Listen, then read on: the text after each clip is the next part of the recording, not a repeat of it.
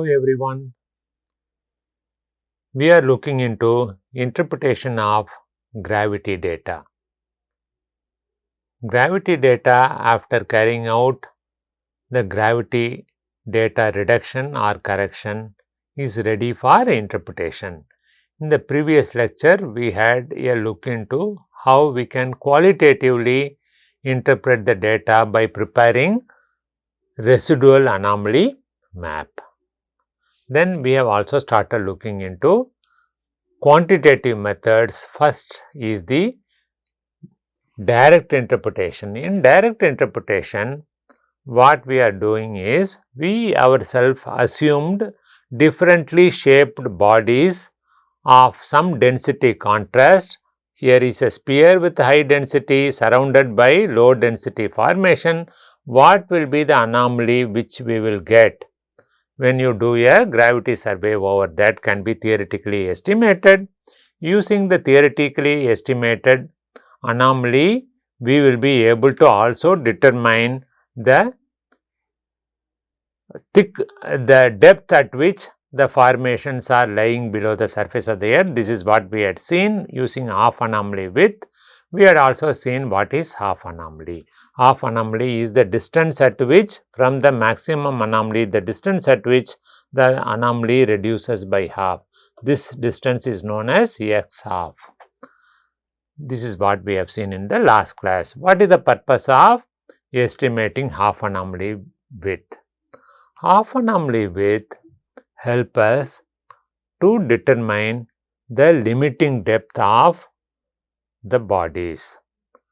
We had seen in the previous lecture the impact of buried sphere of high density in a low denser formation. The anomaly will be as seen here, right? Now, we have to determine half anomaly width. What is half anomaly width? So, at this location we have the maximum anomaly. Let us say this is 100. Now, we have to find out the distance at which the anomaly becomes 50, because this is 100, right? Now, as an example, I am saying it can be even 10 or 9 or 8. If it is 8, half anomaly width is the width at which the anomaly goes down by half of it. So, half of 8 is 4, right? As an example I am writing, right? So, at this distance the anomaly becomes half. This distance is known as x half, right? If it is a sphere, right, they have come out with a relationship between x half and the limiting depth, right? The limiting depth is d. D is equivalent to 1.3 times of x half. Okay. So, by determining the half anomaly width, we are able to determine the depth at which the ore body is expected to be present. Isn't it very simple, isn't it? Right. So, let us imagine we are estimating this is the maximum anomaly, right. Now, we are estimating what is the distance at which the anomaly becomes half. Imagine, let us assume this distance is 100 meters. Now, what is the depth at which this sphere is expected? 100 multiplied by 1.3,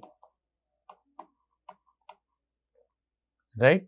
So, the ore body is expected to be within 130 meters. We are not precisely estimating the depth. Please remember, we are estimating the approximate limiting depth.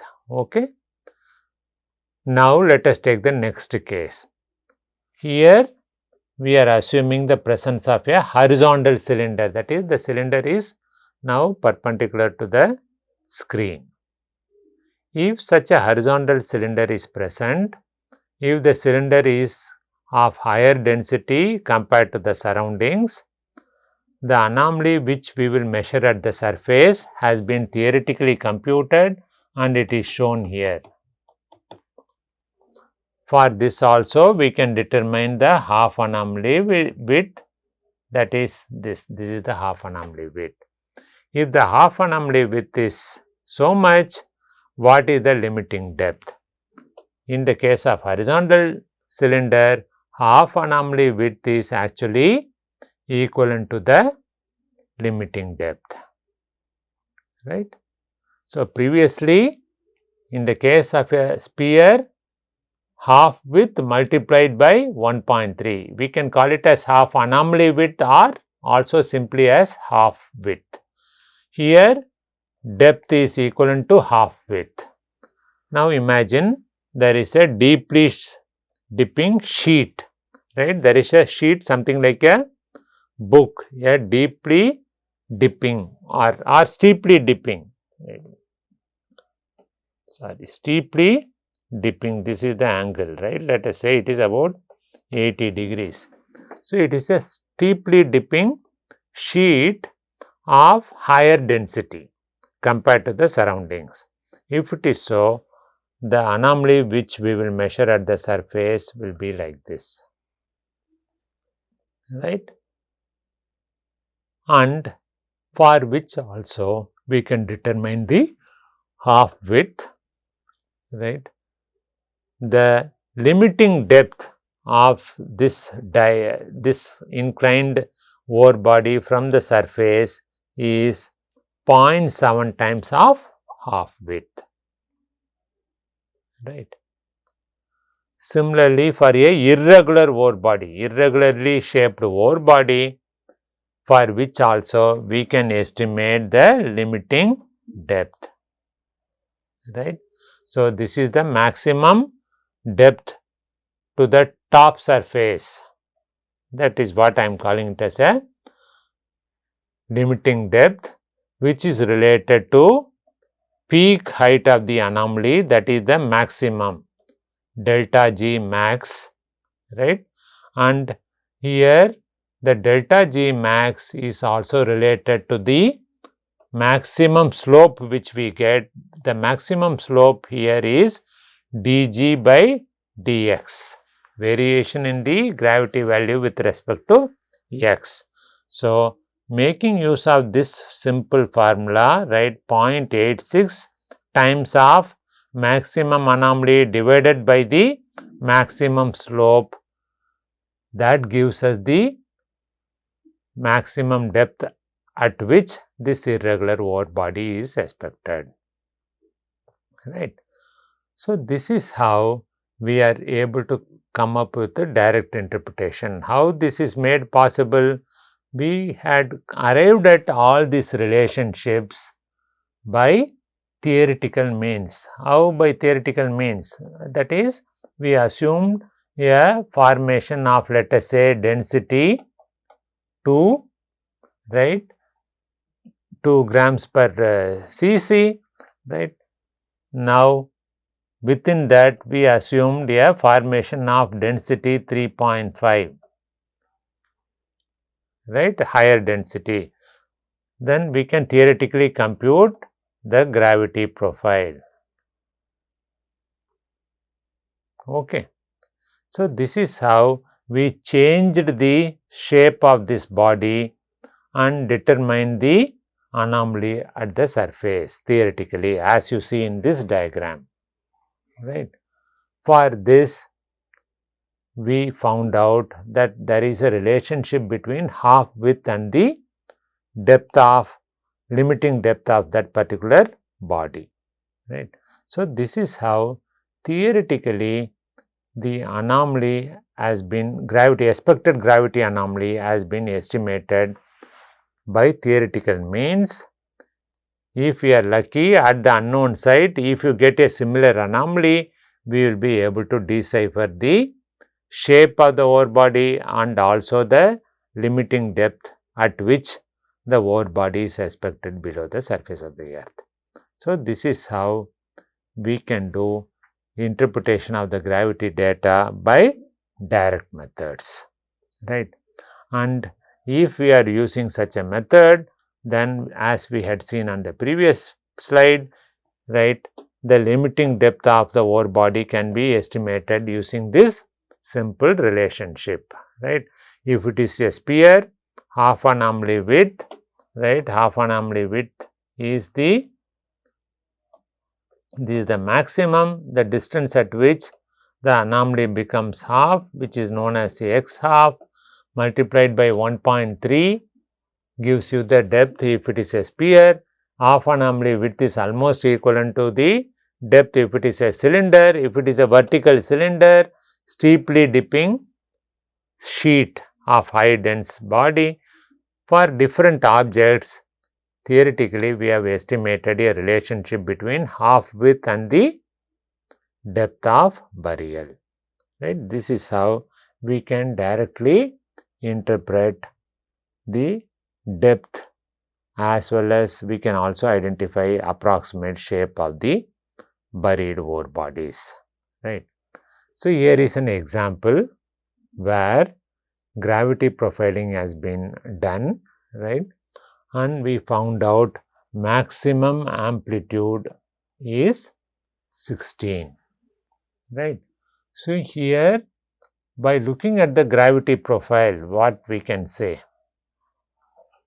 Until now we have seen over the anomalous body gravity values were higher, whereas here gravity values are lower. I also told you already, suppose below the, if this is the ground surface, if the density of the formation is low compared to the surroundings, then obviously you will have a gravity profile like this, because over this your gravimeter will show lower value of acceleration due to gravity, because density of the material present below that is lesser.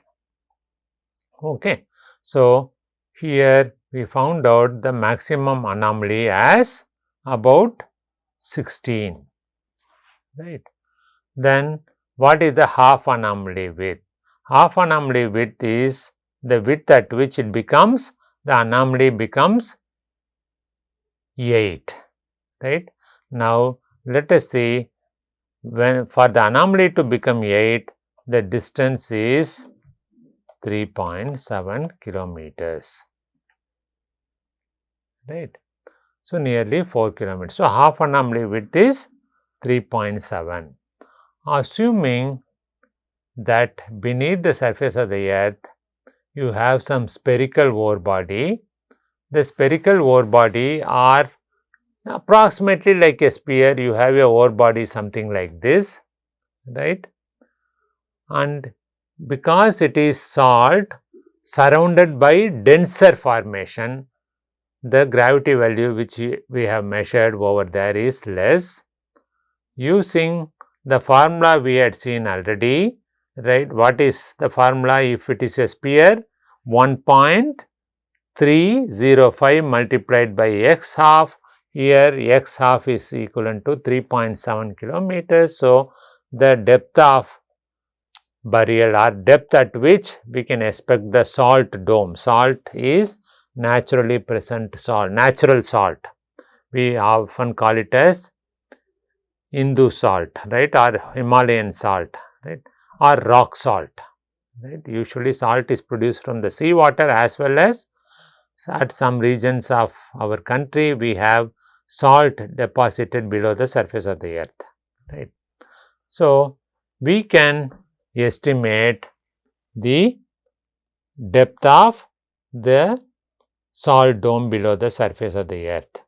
Suppose if you assume a density contrast of so much. What is density contrast? The difference in density between the salt and the surrounding formation. We can also estimate the dimension of the buried body, right. So, since the radius of the formation, radius of the salt dome is around this, and we know the depth to the center of the mass, limiting depth to the center of the mass is about 4.8, salt deposit is expected within 1 kilometer from the surface of the earth, right, because this is the surface, the radius is nearly 3.8 kilometers. We have already found out at 4.8 meters the center of the body is expected. So, within 1 kilometer we may expect the salt dome to be present at this site. So, this is how gravity measurements made at the surface of the earth help us to understand or help us to estimate the depth at which this anomalous ore body is expected below the surface of the earth. After having seen the direct interpretation, how did we do direct interpretation? We ourselves assumed some differently shaped bodies. What is the expected anomaly? From the expected anomaly, we found out a relationship between half width and the depth of burial in the unknown location. When you carry out survey, as we have seen previously, this is the profile we have got. So, from this profile we are sure the buried ore body is of lighter density compared to the surroundings. We know it is in the form of a sphere because we can also do such a profile in a perpendicular direction. If the profile is more or less similar to this, then we are sure it is a sphere. Using half anomaly width, we can determine the expected depth to the center of the ore body. Right? This is the direct interpretation. The second is indirect interpretation. In indirect interpretation, as we have seen previously, right, we can assume certain dimensions of the ore body, right. We ourselves assume certain dimensions of the ore body, right. We can actually simulate what is the expected gravity anomaly, right. So, that means causative body's gravity anomaly is simulated by a model. So, that is the theoretical anomaly can be computed and the shape of the model is altered. We keep on changing our model until when? Until the computed anomaly matches with the observed anomaly, right. So, this is a inverse problem. So, this is a inverse problem, hence this model will not be a unique interpretation, right. However, the ambiguity can be decreased by using some other geophysical methods of exploration, right. Is it clear? That means I will try to explain this again, right. This is the surface of the earth, right. Over there we did gravity survey, right. Over the surface we have made a gravity profile. I am drawing a gravity profile here. This is distance versus delta G value. Here is 0, this is minus, this is plus. I have plotted the gravity profile. Now, in order to get such a gravity profile, what is the expected formation? So, here some high gravity, here moderate, somewhere here some low density, here high density material, here low density, isn't it? So, this is how we assume, I assume some subsurface conditions, right. We assume some subsurface conditions. For the assumed subsurface condition, we theoretically compute, right, that is what? We theoretically compute the anomaly for the assumed formation. Let us assume, we assume a kind of folded formation below the surface, right. For that, we try to estimate the theoretical anomaly. So, this is the field measured value, this is model simulated, theoretical anomaly. Then what we do? We compare the model with the field value.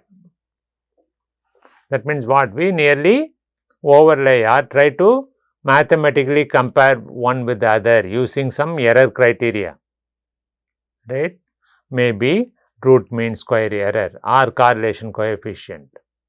So, different error criteria can be employed to compare the theoretically estimated anomaly. That is, this is what is the theoretically estimated using a, we assumed some subsurface condition for which we have come out with the gravity anomaly, right.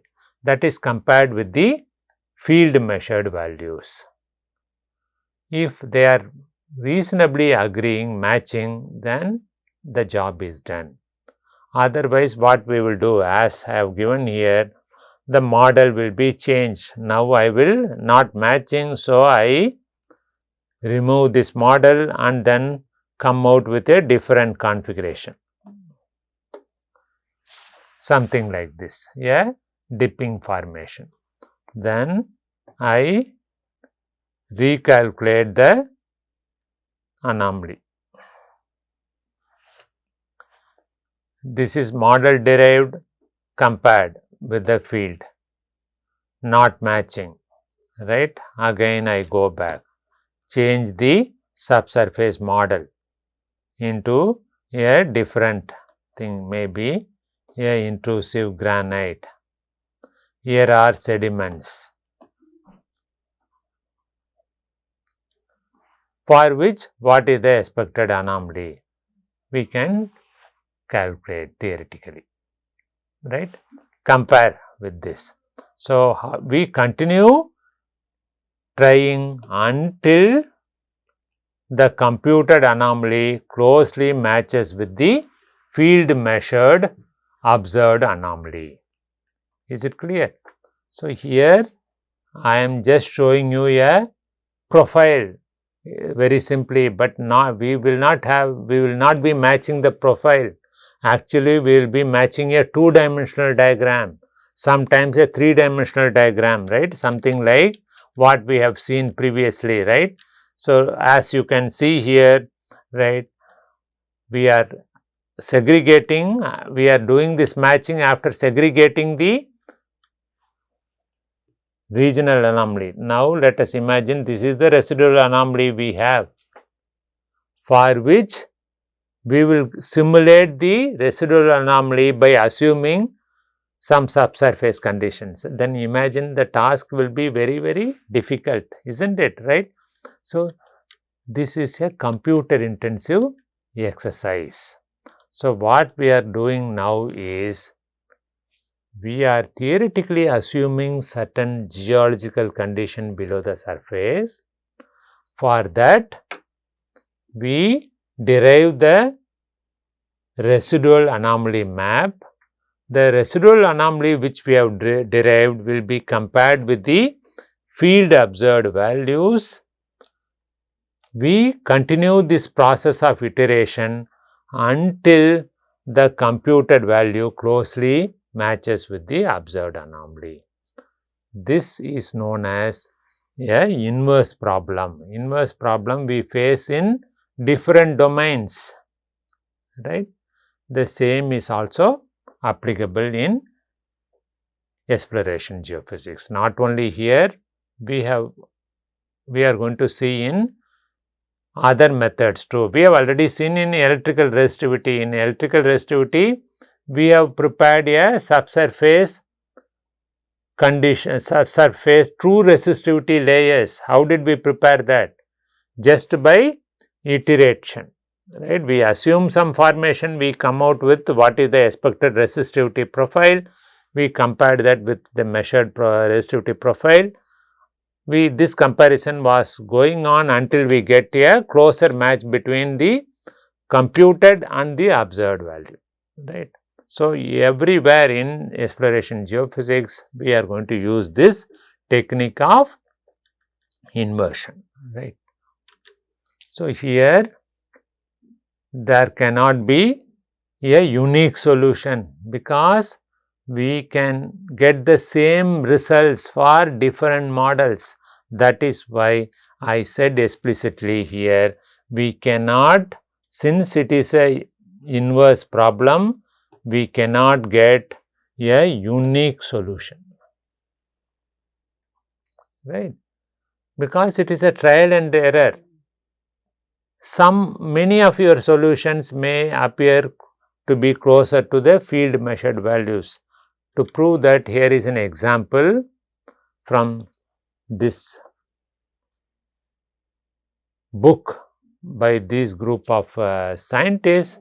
Right here, they are showing very nicely how this is the estimated value, right? Profile estimated from a theoretical means, right?